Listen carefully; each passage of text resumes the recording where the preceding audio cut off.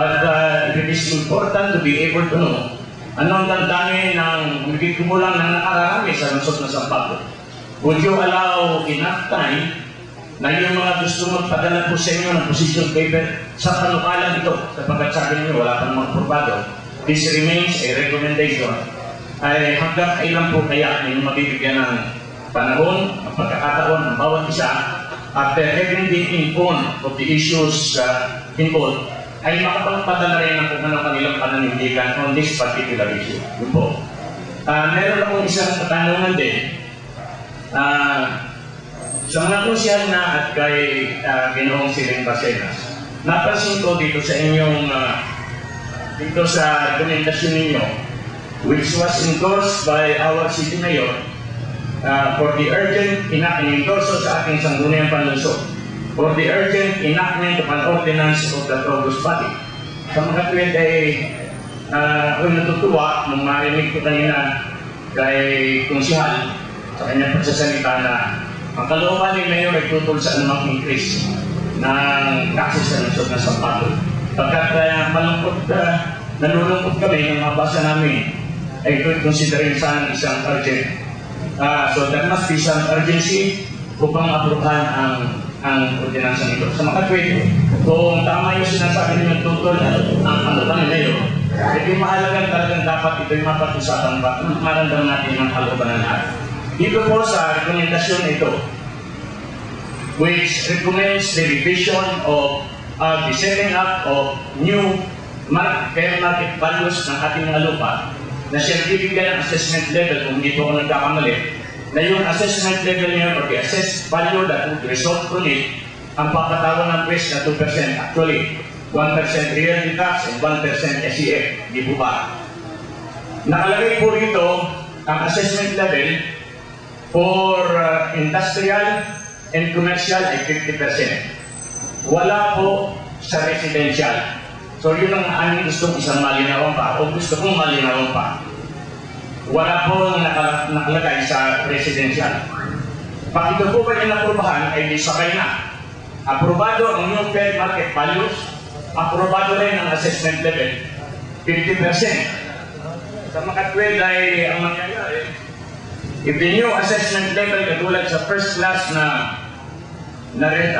commercial land ay dati 3,070 per square meter, magiging 8,280 per square meter sa bagong market value. If the assessment level is 50%, and so magiging assessed value ay 4,000, half of 8,280. Tama po ba yun? Ginoong percent. So, yung po ngayon mga katanungang nananatili po sa aking isipan. And I think, I feel magiging magsisilbing isang magandang patayan sa paghanap natin ng linaw pa dito sa ating talagang ipinangta ito. Ang kalinawan po sa inyong panukalang batas to increase the land taxes in San Pablo. Well, actually, we have not decided yet as to how much time we should be giving us a deadline within which to make a decision regarding this issue. Kaya nga, actually, yung dalawang public hearings na yun, supposedly series yun. Ito munang grupo na to, itong grupo na to, itong grupo na to. Kaya nga hindi pa po natapos yun. Sabi ko nga sa inyo, I have to be honest with you, I got offended. Kasi ako po yung nagpatawag, hindi kayo dumating.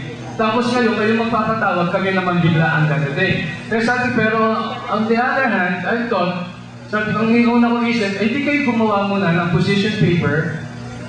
That was my impression as the purpose of this forum. Tapos dadalhin niyo doon, and we will consider that. Ano po? And then I will be calling for another public hearing. Eh ngayon, I decided to come here na para nga marinig ko ng personal kung ano ba talaga ang inyong sentiments regarding this matter. Ngayon, nakita ko yun, lumabas nga, tinatanggap ko yung shortcomings ng Sangguniang Panlunsod through the Secretariat ay yung kanilang pagpapagala ng invitation.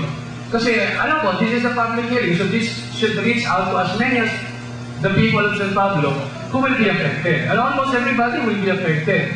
Kaya nga kung plano talaga dito is to conduct another public hearing. Kayo po ba ay makararating? Kahit pauwing, kasi papalagay na po namin, then at your will, sabihan ko na rin po sa Sanggunian, gumastos na rin po talaga sila ng magpapalagay kami ng tarpaulin siguro for the public hearing so that inconspicuous places so that everybody will be properly informed. Kung hindi po dadating doon, then we will consider that as a forfeiture of the right to participate in the public hearing. Kaya po kami, inuulit ko lamang po, hintayin po ninyo kung kailan yung public hearing. Gagawin po namin yung inyong pong suggestion. We will be posting the necessary advertisements in all conspicuous places in one more grand public hearing kung yun po ang kinakailangan. Pero sana po makapag-submit na rin po kami ng position paper para sa gano'n, at least we will know, para mag-smooth sailing na rin po yung ating talakayan doon po sa public hearing.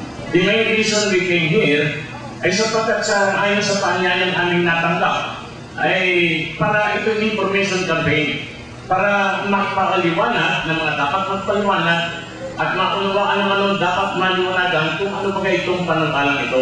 Because we are still, nalilito kami kung ano, kung magkano, kung kailan, kung bakit. Ang totoo ay meron pang isang bagay na gusto ko sana kung hindi man dito, even yung next public hearing, ay makuha namin ang katugunan.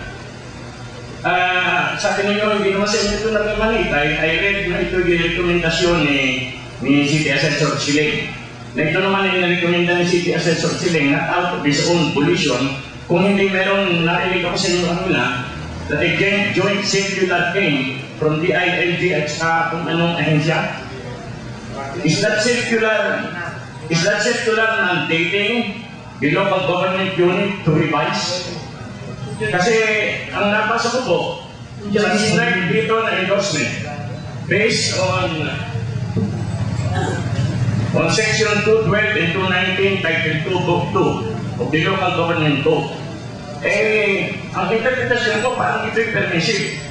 Binibigyan ng kapangyarihan ng gobyerno lokal to revise its assessments, as the basis for real property tax. Permissive lang ito. Discretionary ito sa gobyerno lokal. Otherwise, kung hindi ninyo ito pinampanan in the past 17 years, di dapat sana kayo pinarusahan na ng mga naturang ahensya.